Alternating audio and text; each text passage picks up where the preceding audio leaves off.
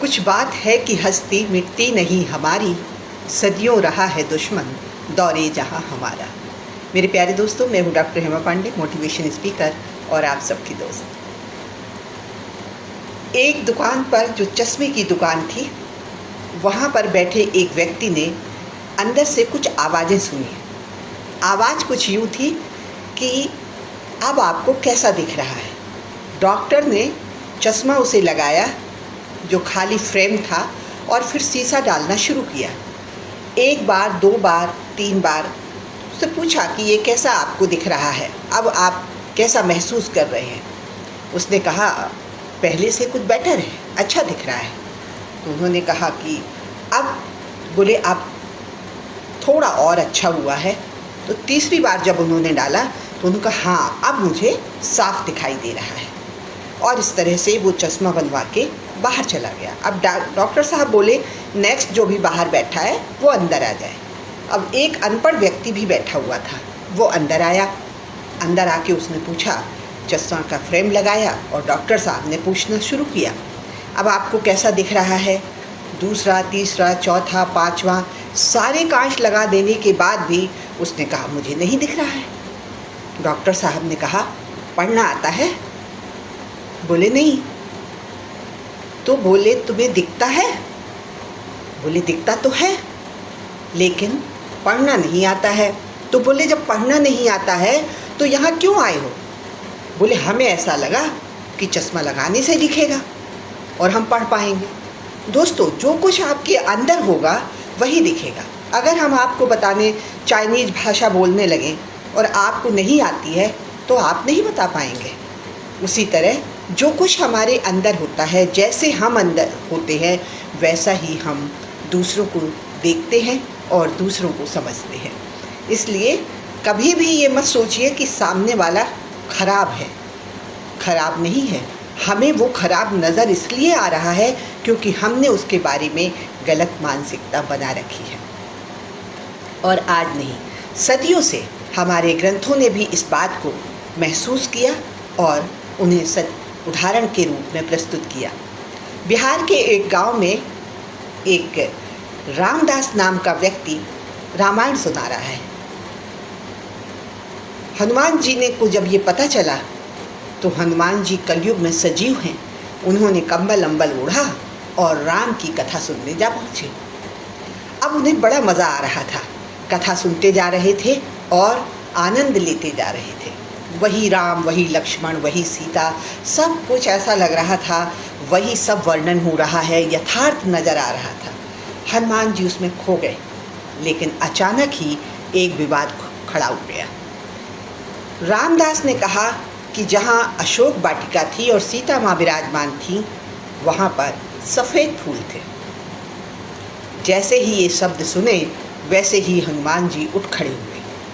बोले नहीं नहीं नहीं नहीं, यहाँ तू गलत कह रहा है। सफ़ेद फूल नहीं थे, वहाँ पर लाल फूल थे। रामदास चौंक गए। उन्होंने कहा भाई तू कौन है और क्या चाहता है? उन्होंने कहा मैं हनुमान हूँ और मैं गया था वहाँ, मैंने देखा है वहाँ फूल सफ़ेद नहीं, फूल लाल थे।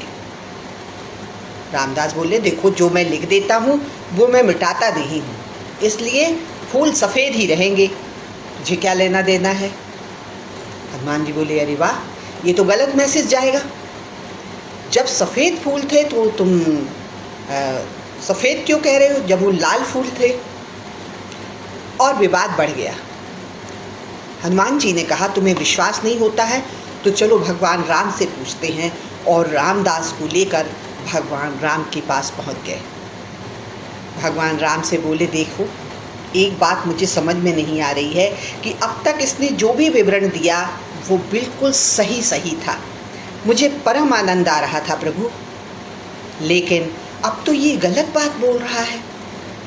भगवान राम ने कहा देखो हनुमान, ये कलयुग है, जो कुछ हो रहा है बहुत है, तुम क्यों पंगा ले रहे हो?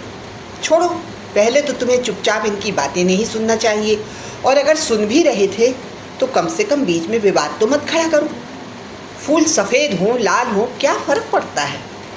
बोले अरे वाह, आप तो गए नहीं थे, ना ये गया था, गया तो मैं था। बोले चलो सीता माँ के पास चलते हैं, क्योंकि सीता माता उस समय वहाँ पर विराजमान थी। सीता माता के पास गए, माँ के हमेशा से दुलारे रहे हनुमान जी, और उन्होंने कहा यहाँ मुझे इंसाफ मिलेगा ही मिलेगा। और कहा माँ आप सच सच बताना कि फूल वहाँ जो लगे हुए थे वो सफ़ेद थे या लाल। सीता माता ने कहा कि हनुमान तुम्हें इनकी बातों को ज़्यादा तवज्जो नहीं देना चाहिए, ये जो भी कह रहे हैं ठीक है, कथा ही सुना रहे हैं, ये क्या कम है, फूल लाल हो या सफ़ेद हो छोड़ो ना। बोले नहीं नहीं नहीं नहीं माता, ये तो नई पीढ़ी को संदेश गलत चला जाएगा, झूठ हो जाएगा।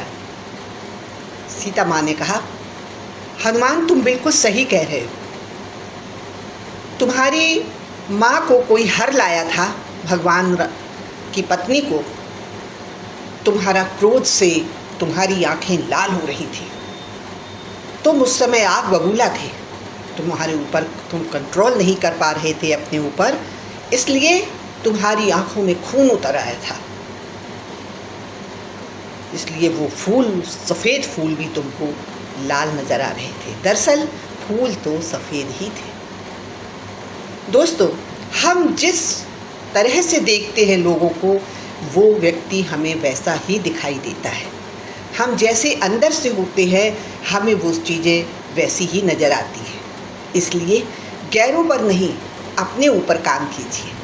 अपने ऊपर काम करके, अपनी आदतों को सुधार कर, अपने क्रोध पे कंट्रोल करके, अपने जीवन में अच्छी बातें का संगत करके हम वो सब हासिल कर सकते हैं, और फिर समाज में और परिवार में अपनी सच्चाई को देख सकते हैं। हम अगर मन में सोच लेते हैं कि ये व्यक्ति हमारी बुराई कर रहा है, तो उसके देखने का तरीका भी हमें गलत लगने लगता है। दरअसल हम अंदर से उसके बारे में वही बातें सोचते हैं, इसलिए हर चीज़ गलत लगती है।